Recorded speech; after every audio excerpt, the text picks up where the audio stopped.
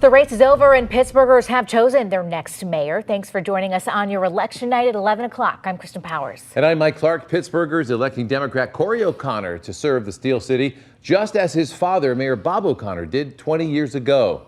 O'Connor, who was the current Allegheny County Controller, defeated Republican Tony Moreno. Votes are still being counted, but the latest numbers show O'Connor with a commanding lead, more than 80% of the vote. This is a look at the results at this hour. O'Connor defeating current Mayor Ed Gainey in the May primary, leaving Gainey to serve one term in office. Gainey defeated Moreno in the race for mayor back in 2021. Mayor Gainey taking to social media to congratulate O'Connor and thank the city of Pittsburgh for supporting him during his term. And Pennsylvania Governor Josh Shapiro sending Cory O'Connor well wishes tonight, saying he looks forward to working together to better the Steel City. We are bringing you team coverage tonight. Reporter Jordan Sayopa joining us from Moreno's campaign headquarters. That's in Brookline. And anchor Shannon Perrine speaking with Cory O'Connor at his watch party on the south side. Shannon, what were his initial thoughts after this race was called?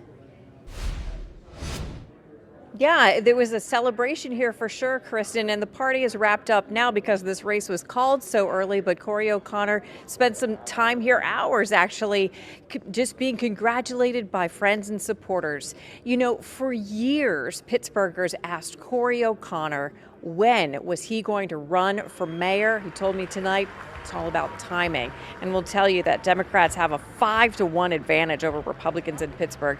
So, yeah, while tonight's win is not a big surprise, it really was a celebration for O'Connor and his family.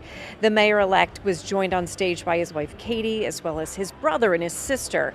This is a Pittsburgh family. Many of our viewers will remember Mayor Bob O'Connor, his father, who died while in office back in 2006. Bob O'Connor's wife, Judy, died in 2024, and I asked Cory O'Connor tonight how he hopes to carry the legacy of both of his parents into the future of Pittsburgh. That's the toughest question. I think they'd be proud. I think the moment it hit me when we got on stage and I saw their friends and family members who were there when he ran for city council, you know, that was something that caught me a little bit off guard. I wasn't expecting all of that tonight, but you know, I think that they would say it's time to go to work. Right, time to go to work. And let's talk a little bit about that. You know, many people thought that Cory O'Connor won this race back in May when he beat the incumbent Ed Gainey in the Democratic primary. And I asked him a little bit about the huge budget and revenue shortfall that is projected for him to face when he takes office in January. And I asked him how he plans to get his arms around that problem early.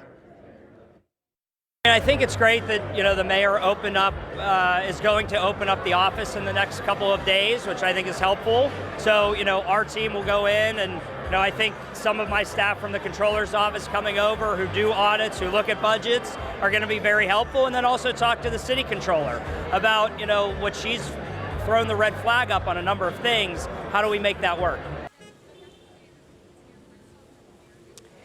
Tonight, we can confirm an O'Connor family tradition continues. Mayor-elect Cory O'Connor will thank Pittsburgh voters at a certain Squirrel Hill intersection with a large homemade sign on poster board, just like his father did when he was first elected to city council in the city of Pittsburgh.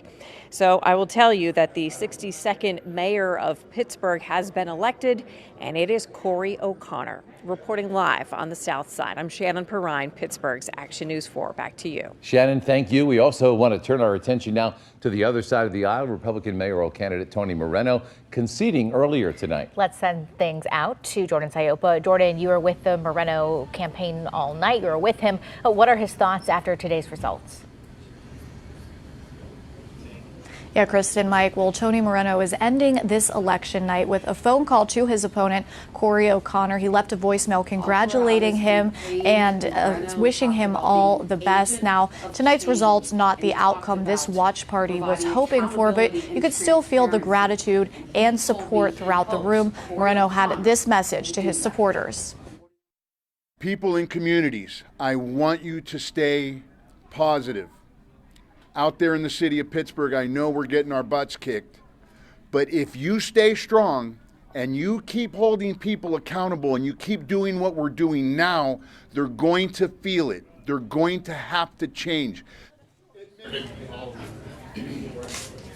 Moreno watched the results come in tonight with friends, family, and supporters inside the Moonlight Cafe in Brookline. It's the same place the former Pittsburgh police officer celebrated his victory in the Republican primary in May. Now, while he represented the Republican Party in the race, he said he wasn't committed to a party, but instead to the people. The numbers pointed to an O'Connor win shortly after polls closed, but Moreno still held on to hope early in the night, believing the results initially reflected mail-in ballots. Now, following his concession speech, he told me he planned to call the O'Connor campaign, and as I mentioned before, he did that just a few minutes ago. This wasn't Moreno's first bid for election in the Pittsburgh mayoral race, but he says it will be his last. He ran in 2021 and lost to Mayor Ed Gainey. Tonight, he's expressing thanks to his supporters.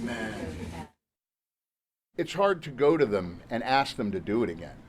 You know, it's difficult because you go through it the first time, and here you are again asking them to overcome these odds, and they are willing because they believe it.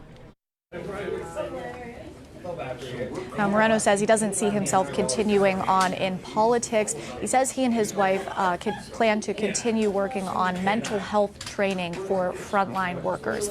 Covering Allegheny County and Brookline, I'm Jordan Sayopa, Pittsburgh's Action News 4. Jordan, thank you. Today, we also saw a shakeup on Pittsburgh City Council. For the very first time in over 15 years, the District 2 seat was up for grabs, with Councilwoman Teresa Cale Smith retiring. Democrat Kim Salinetro wins that race over Republican Aaron Coper. Salinetro was Cale Smith's chief of staff during her time on City Council. She'll represent the city's western neighborhoods in District 2 from Mount Washington to Sheridan. Also, voters deciding the fate of the state Supreme Court tonight. These three justices, all Democrats, earning a yes on their term retention vote and keeping their jobs. Democrats maintaining a 5-2 majority on the state Supreme Court. Justices Dougherty and Wecht receive another 10 years. Justice Donahue will remain on the job until 2027, when she reaches the mandatory retirement age of 75. There were also some issues across our region on this election day. In Pittsburgh's Lincoln-Leamington-Belmar neighborhood, the Chadwick Center polling location couldn't open on time because the equipment was locked away in part of the building workers didn't have access to. Some county workers, they were eventually called and wheeled it all in to open. And over in Fayette County, some voters who showed up to cast their ballots were given bad information and left without voting. Officials there say the state transferred 2024 voter information instead of this year's. And when some checked in, they were told they had already voted by mail. Now, after catching the error, all polling places immediately switched to their backup paper books, which were accurate, we're told. And over in our state capital, Dauphin County, a bomb threat at a polling place has happened around 3 in Lower Paxton Township. The threat impacted about 20 voters. The threat was deemed non-credible and the polling place reopened. And as we wrap up this election day, you can find continuing coverage of today's races and a list of all the local results online on our website, WTAE.com. They're also scrolling at the bottom of your screen right now.